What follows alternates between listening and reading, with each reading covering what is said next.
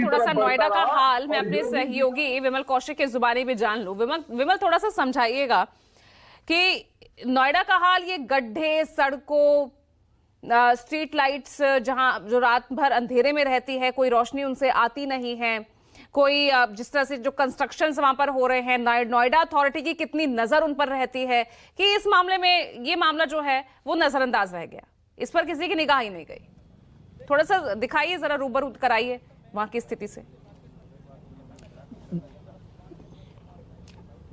जी बिल्कुल, देखिए सबसे बड़ी बात यही है कि यहाँ के लोग भी यही कह रहे हैं कि जब हम लाखों करोड़ों रुपए के फ्लैट्स खरीदते हैं, घर खरीदते हैं, टैक्स देते हैं, उसके बावजूद सुविधाओं के नाम पर जीरो है, सुविधाओं के नाम पर कुछ भी नहीं मिलता। और हर साल अमूमन यहाँ पर स्थिति ऐसी ही रहती है। कोहरा बहुत होता है नोएडा, ग्रेटर नोएडा में, और कोहरे की स्थिति वैसे ही खराब है। और उसके अलावा यहाँ पर ना स्ट्रीट लाइट जलती है, ना कोई पब्लिक ट्रांसपोर्ट है, ना सिक्योरिटी के कोई अरेंजमेंट है। साफ तौर पर यहाँ के लोगों ने ये आरोप लगाया। और केवल नोएडा के इसी सेक्टर की बात नहीं है।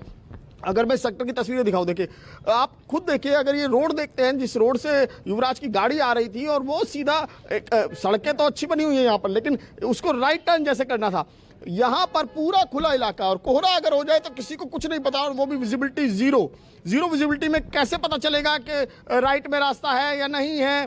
कोई ऐसा अरेंजमेंट भी नहीं। और जब आपको पता है कि आगे डेड एंड है और आगे खतरा है, तो ऐसे में इसकी सेफ्टी के क्यों अरेंजमेंट नहीं किए गए, सवाल तो लगातार अथॉरिटी से पूछा जाएगा। और अथॉरिटी के अधिकारियों पर इसीलिए कार्रवाई भी हुई है क्योंकि 5 साल से बता रहे हैं कि ये बिल्डर ने प्लॉट अलॉट करा रखा, उससे भी ज़्यादा समय हो गया, लेकिन ना इस पर कोई कंस्ट्रक्शन हुआ, ना ही बिल्डर से किसी ने पूछा इसको लेकर के क्या यहाँ पर उसने अरेंजमेंट किया है सिक्योरिटी के, कि अगर जैसे यहाँ पर पानी भर गया, बरसात का पानी भरा हुआ है, तो उसको रोकने के लिए क्या किया है, उसको निकालने के लिए कोई कदम नहीं उठाया। तो जाहिर तौर पर अथॉरिटी की भी जिम्मेदारी इस पूरे मामले में बनती है। साथ ही साथ उन अधिकारियों की जिम्मेदारी तो है ही जो उस वक्त मौके पर थे, क्योंकि खुद जो आई विटनेस है वो लगातार इस बात को कह रहे हैं कि वो यहाँ पर 1:40 पर पहुंचे, और हादसा हुआ लगभग 12:15 बजे के आसपास, यानी कि तब तक 2.25 घंटे बीत चुके थे।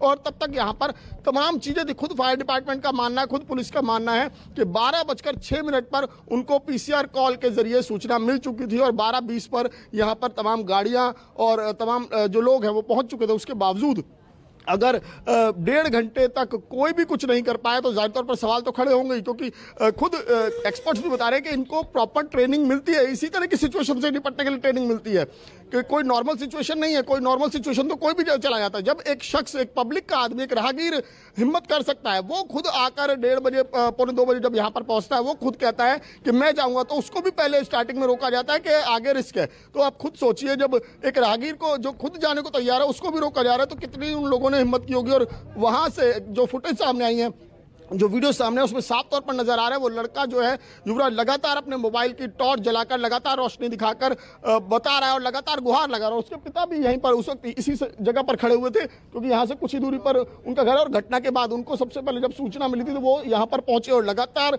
वो भी यहाँ पर खड़े हुए थे, बेटे से बात कर रहे थे, बेटे को हौसला देने की कोशिश कर रहे थे। लेकिन सवाल तो यही है कि हौसला बेटे को तो दिया जा रहा था, लेकिन जिन लोगों की जिम्मेदारी थी जो उस तक पहुंच सकते थे, क्योंकि यहाँ से अगर बात करें तो 30-40 मीटर कोई बहुत ज़्यादा दूर नहीं है, और वो भी जब आपके पास बोट हो, आपके पास रस्सियाँ हो, आपके पास लाइफ जैकेट हो, कोई लाइफ जैकेट पहनकर ही रस्सी बांधकर भी जा सकते थे, जाकर बचा सकते थे, और कुछ नहीं तो उसे लाइफ जैकेट या कुछ चीज़ें प्रोवाइड करा सकते थे, लेकिन ऐसा कुछ नहीं हुआ। तो जाहिर तौर पर सवाल लगातार खड़े हो रहे हैं, और अब एक्शन भी लगातार नजर आ रहा है। लेकिन जिस तरीके से जो दावे किए जाते हैं, जो बड़ी बड़ी बातें की जाती हैं, वो अपने आप में पोल खोल रहे हैं कि ये हाईटेक सिटी और कितने हाईटेक अरेंजमेंट है यहाँ पर, और कितने हम लोग ऐसी किसी सिचुएशन से निपटने के लिए तैयार हैं। बिल्कुल, ये हाईटेक सिटी है। यहाँ आए दिन गिरती हुई लिफ्ट जैसी खबरें सामने आती हैं, टूटी हुई सड़कों के लिए लोग सड़कों पर उतरते यहाँ पर नजर आते हैं। ये वो हाईटेक सिटी है।